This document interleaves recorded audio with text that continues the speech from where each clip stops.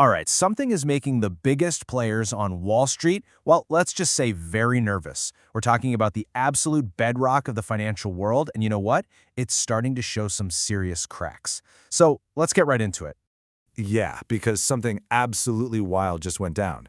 I mean, something that, on the surface, just shouldn't even be possible. It's the kind of thing that makes even the most grizzled, seasoned traders just stop, lean back in their chairs, and stare at their screens, in total disbelief. And we're talking about what is universally considered the most secure, the most stable, honestly the most boringly predictable asset you could ever own. It's the financial equivalent of a warm blanket on a cold day, just safe and sound. Just crashed. And no. I am not talking about some crazy crypto coin or a risky meme stock that went to the moon and back. I'm talking about bonds, those super safe, super reliable loans you make to a government or a big company.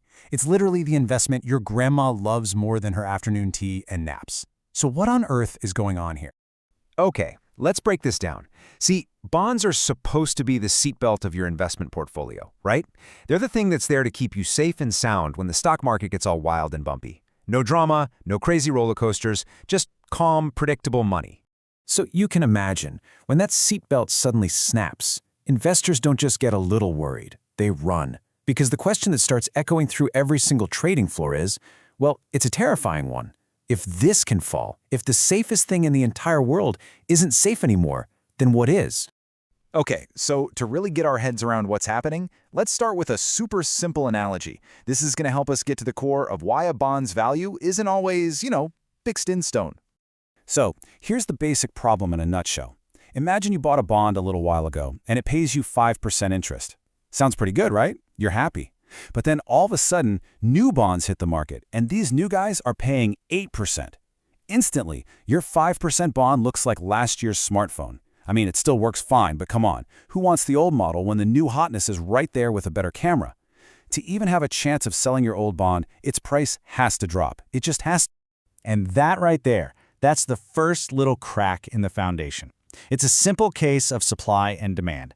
But is that what really has Wall Street terrified? Honestly, not even close. That simple explanation isn't what's causing the real, system-wide panic. All right, now we get to the real heart of the matter.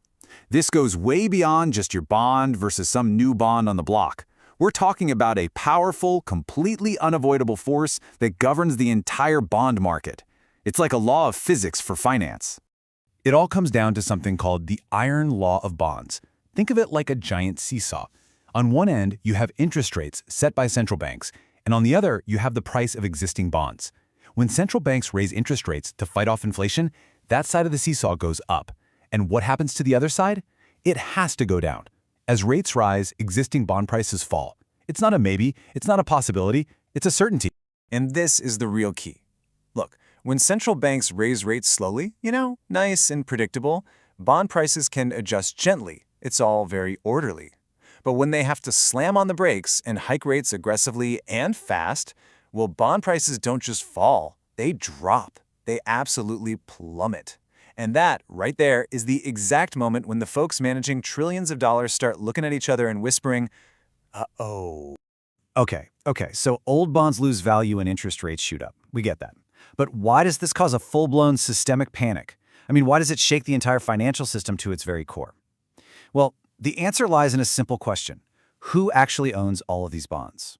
Because you see, it's not just regular folks like you and me holding a few bonds here and there. Nope. The vast majority of bonds are held by the absolute pillars of our financial world. We're talking about the banks holding our savings, the pension funds managing our retirement for decades to come, and the insurance companies we all rely on. And their balance sheets, they are loaded with literally trillions of dollars worth of these things. And that is what creates this terrifying domino effect. Just follow the chain. First, interest rates spike and bond prices crash. Step 2, all those balance sheets at the big banks and pension funds suddenly start to look really, really shaky. So what do? To stop the bleeding, some of them start selling their bonds. But that selling just pushes prices down even further, which forces more institutions to sell. It's the classic fire in a crowded theater scenario. One person yells, and suddenly everyone is rushing for the exit, creating a total panic spiral. And if you're sitting there thinking, well, this is all just theoretical, think again. This is not a drill. This has happened before, and it wasn't high-flying stocks or some crazy new crypto that brought down major financial institutions in the past. It was the boring stuff. It was bonds. Now, I know what you might be thinking, okay, that sounds like a massive problem for the big banks, but hey, I don't own a ton of bonds, so why should I care?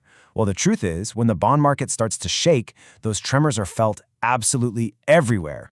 See, the interest rates on government bonds are kind of like the foundation for the price of almost everything else. So when the bond market is in turmoil, guess what? The rate you pay for a mortgage shoots up. That car loan you were thinking about, it just got more expensive. It even ripples out and impacts your retirement accounts. This isn't just a Wall Street problem, my friends. This is a kitchen table problem. The entire financial world is connected, and it all starts with bonds. So, let's just quickly recap. Rising interest rates crush the value of old bonds.